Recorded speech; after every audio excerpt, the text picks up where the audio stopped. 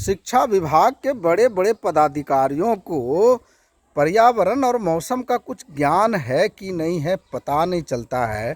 कैसे ये शिक्षकों को डील करेंगे और कैसे शिक्षा का प्रचार करेंगे और गुणवत्तापूर्ण शिक्षा को सुनिश्चित करेंगे, हमें पता नहीं चलता है कि ये क्या करेंगे। हमको तो लगता है कि इनको मौसम और पर्यावरण का कुछ ज्ञान ही नहीं है और भारत के पर्यावरण का कुछ ज्ञान इन लोगों को है ही नहीं। इन लोगों को लगता है यूरोप और अरब का मौसम का ज्ञान है। जैसे यूरोप में जो है मौसम केवल ठंडा ही ठंडा रहता है और अरब में केवल गर्म ही गर्म रहता है। जैसे लगता है कि एसी का एक ही जैसा मौसम जो रहता है, इसलिए इनको कुछ समझ में नहीं आता है कि भारत का मौसम की परिस्थितियाँ क्या क्या होती है। अरे बंधु, भारत में 66 ऋतु मैंने 6 ऋतु होते हैं, तो अलग अलग ऋतुओं में तापमान अलग अलग होता है। यहाँ पे 4 महीना ऐसा है, महीना नहीं सॉरी 4 ऋतु ऐसे हैं जिसमें कि मौसम अनुकूल होता है, मॉडरेट रहता है, समशीतोष्ण होता है। उसमें चैत और बैसाख ये 2 महीना शिक्षण प्रशिक्षण के लिए बहुत अनुकूल होता है। दूसरी तरफ आश्विन और कार्तिक ये दोनों महीना जो होता है समतुल्य होता है। तो 4 महीना न गर्मी न ठंडा और ये सब कार्य के लिए अनुकूल होता है। और ये शिक्षा विभाग के पदाधिकारी को पता नहीं है, ये चैत और बैसाख के महीना में गर्मी छुट्टी दे दिए। अब बताइए, क्या ये बसंत ऋतु जो कहलाता है चैत और बैसाख, इसमें गर्मी छुट्टी देने का है? बच्चों की शिक्षा को तो हानि कर दिए। मात्र 2 घंटा, वह भी दक्ष मिशन के लिए, क्या वो भरपाई होगी? और जब गर्मी आया है तो ये स्कूल खोल दिए, और वह भी अवैज्ञानिक तरीके से। 6:30 से 11:30 बजे तक एक मॉडरेट तापमान होता है जिसमें शिक्षण कार्य किया जा सकता है। लेकिन इन्होंने 6 बजे से लेकर के ये इन्होंने कर दिया है 1:30 बजे तक। बताइए ये क्या तरीका है? इस गर्मी में क्या पढ़ा पाएंगे?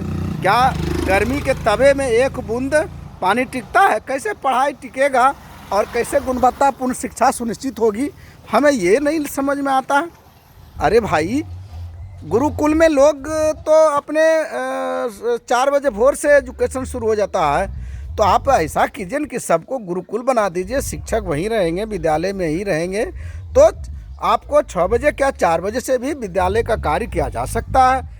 लेकिन आपको तो कुछ समझ में नहीं आता, आपका उद्देश्य क्या है, करना क्या चाहते हैं, ये आपको निश्चित ही पता नहीं चलता। जब आपको 5 बजे 4 बजे स्कूल चलाना है तो आपको तो उसको विद्यालय नज़दीक होना चाहिए शिक्षकों का। तो आपने किसी को 40 किलोमीटर, किसी को 20 किलोमीटर, किसी को 50 किलोमीटर आप भेज दिए, फिर कहते हैं कि सुबह 6 बजे से स्कूल चले। ये कौन सा तरीका है? आप क्या चाहते हैं? पहले आप अपने आप में डिसाइड कीजिए कि हम चाहते क्या हैं, तब न आपकी कार्य योजना बनेगी। आपका तो उद्देश्य ही समझ में नहीं आता है कि आप चाहते क्या हैं, आपका उद्देश्य क्या है। शिक्षकों को परेशान करना है या बच्चों को शिक्षा देना है? आप ये पहले डिसाइड कीजिए कि आप शिक्षा देना चाहते हैं या शिक्षकों को परेशान करना चाहते हैं। परेशान करना चाहते हैं तो पश्चिमी चंपारण के जो शिक्षक हैं उनको जम्मू में दे दीजिए, जम्मू का जो शिक्षक है उसको पश्चिमी चंपारण में दे दीजिए, कैमूर का शिक्षक जो है उसको पूर्णिया में दे दीजिए। यही सब काम कीजिए, शिक्षक परेशान हो जाएंगे। एक दिन भी छुट्टी नहीं दीजिए, इतवार समाप्त कर दीजिए, 24 घंटा क्लास लगा दीजिए। ये क्या तरीका है? अरे पागल होता भी है, एक पागल भी होता है तो उसका मात्रा होता है। इतना पागल हो गया, इसका तो कोई मात्रा नहीं। आप कितना पगला गए? 100% प्रतिशत से ज़्यादा, क्या 200% पगला गए हैं? कुछ पता नहीं चलता। अरे इतना नहीं पगलाइए, इतना आवेश में नहीं रहिए। इतना आवेश में रहेंगे तो आप अपने आप को बर्बाद करेंगे। अरे आप बर्बाद हो जाएंगे तो कोई बात नहीं, एक आदमी बर्बाद होगा तो बहुत जनसंख्या है, बहुत ज्ञानी लोग हैं, लेकिन आप तो पूरे बिहार के बच्चों का भविष्य को बर्बाद करने पे तुले हैं। चलिए हम क्या कहें, आप होश में रहिए और होश में बिहार को रहने दीजिए। बिहार ज्ञान भूमि है, यहाँ पे बुद्ध महावीर जैसे लोग पैदा हुए। क्यों आप इस भूमि को तार तार कर रहे हैं? धन्यवाद, धन्यवाद और धन्यवाद।